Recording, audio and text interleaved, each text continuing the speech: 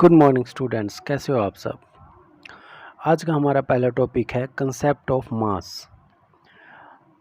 Mass of a body is defined as the quantity of matter in the body. Mass क्या होता है? Quantity of matter, कि किसी body के अंदर कितना मैटर है उसे मास कहते हैं। Which can never be zero, जो जीरो नहीं हो सकता। अगर मास जीरो हो जाएगा तो बॉडी ही एग्जिस्ट नहीं करेगी। The mass of a body is not affected by the presence or absence of other bodies or by the changes in the location of the body। Given body के आसपास कोई और body है या नहीं है, इसका कोई इफेक्ट नहीं होता मास के ऊपर। और बॉडी किस जगह पे है, इसका भी कोई इफेक्ट नहीं होता मास के ऊपर। मास हमेशा कांस्टेंट होता है बॉडी का। Usually we define two type of masses of a body. आमतौर पर हम दो तरह के मासेस को डिफाइन करते हैं।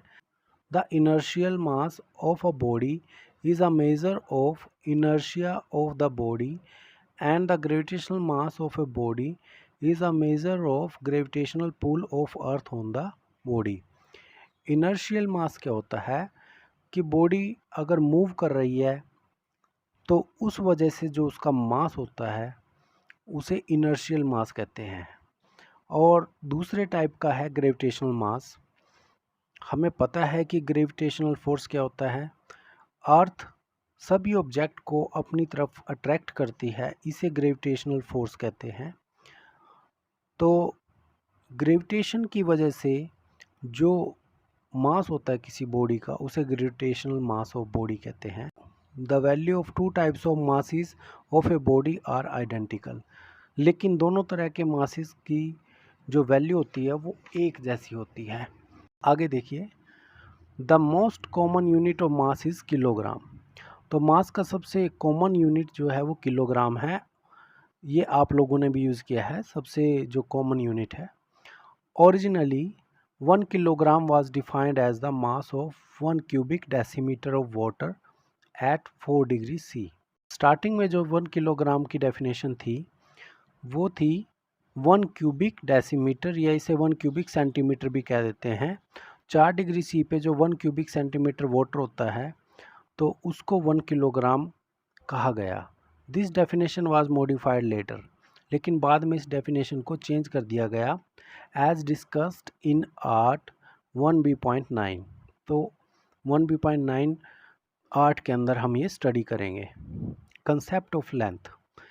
The concept of length in physics is the concept of distance in everyday life. तो जो डिस्टेंसेस हम नापते हैं एवरीडे लाइफ के अंदर वो कंसेप्ट ऑफ लेंथ से ही रिलेटेड होता है। Length of an object may be defined as the distance of separation between any two points at the extreme ends of the object. तो किसी भी ऑब्जेक्ट की जो लेंथ होती है वो होता है distance of two extreme ends of that object, कि ऑब्जेक्ट के दोनों सिरों के बीच के डिस्टेंस को उसकी लेंथ कहते हैं। The most common unit of length is metre. ओरिजिनली 1 meter was defined as 1/10 millionth of the distance from the North Pole to the equator of Earth।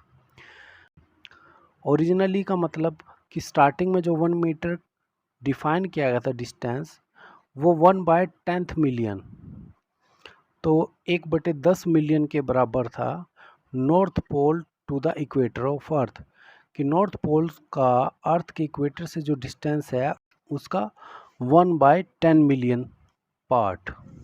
Obviously it is not a convenient definition for practical use। लेकिन ये definition practical use के लिए सुविधाजनक नहीं थी।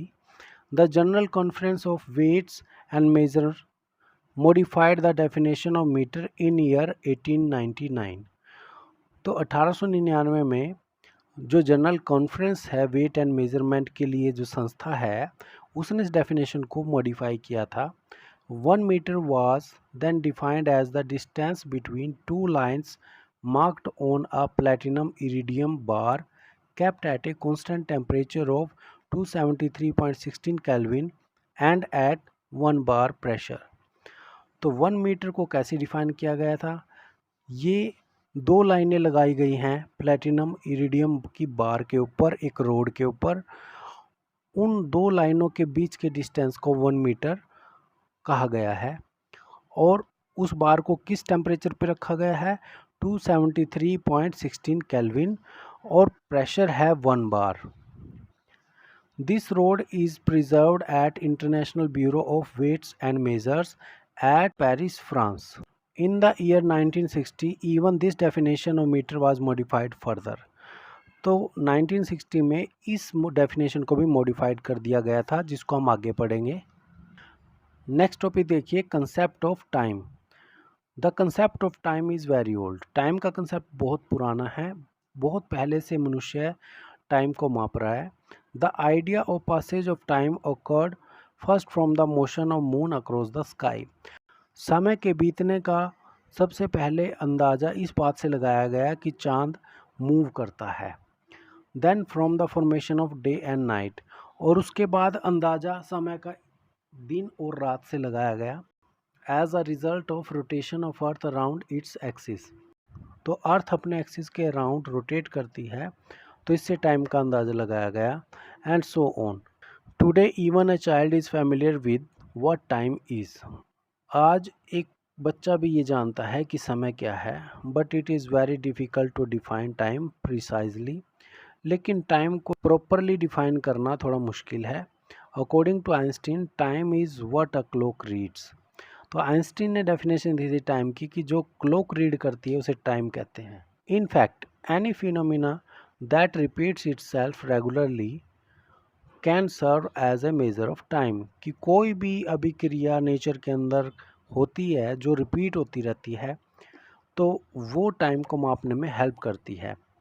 Human heart which beats regularly is an inbuilt clock in every human being, कि human का heart जो लगातार धड़कता रहता है वो भी एक इनबिल्ट क्लॉक है जो परमात्मा ने उसे दी है। ऐसी घड़ी है जो लगातार चलती रहती है। Rotation of earth around its axis, ये भी एक आइडिया देता है हमें दिन रात बनते हैं। Revolution of earth around the sun are some other examples of repetitive phenomena. तो ये सारे रिपीटेटिव फिनोमिना है जो रेगुलरली रिपीट होते रहते हैं, which serve as measure of time. The most common unit of time is second. Originally 1 second was defined as the time taken by a simple pendulum of length 1 meter in going from one extreme position to other extreme position। तो simple pendulum है, उसका Bob है और उसकी जो thread है हमने अगर 1 मीटर का लिया है, तो वो एक एक्सट्रीम पोजीशन से दूसरे एक्सट्रीम पोजीशन तक जाने के लिए जो टाइम लेगा उसे 1 सेकेंड कहा गया। Later on this definition was modified and 1 second represented 1 mean solar second. तो इसको 1 मीन सोलर सेकेंड कहा गया। इसकी डेफिनेशन आगे दी गई है, देखिए। 1 solar day is the time interval between 2 successive Nunes, कि एक सोलर डे क्या होता है, एक दिन क्या होता है, जो दो दोपहर के बीच के समय को एक दिन कहा जाता है। आगे एग्जाम्पल दिया गया है, the time interval between 2 successive passages of sun across the meridian. तो मेरिडियन के ऊपर से जब सन गुजरता है बिल्कुल ऊपर से, तो उसको दोपहर कहते हैं, और उन दो दोपहर के बीच के समय को एक दिन कहा गया। उसके बाद इस दिन को आवर्स में डिवाइड किया गया। The length of a solar day averaged over an year is called mean solar day, कि सोलर डे की जो लेंथ है वो पूरे साल में जो निकाली गई है, पूरे साल का एवरेज निकाल के जो निकाली गई है उसे मीन सोलर डे कहते हैं। 1 mean solar day is made up of 24 hours, कि मीन सोलर डे 24 घंटे का बनाया गया है। 24 into 60 minutes, 24 into 60 into 60 seconds, तो 86,400 सेकेंड्स एक सोलर डे के अंदर बनते हैं।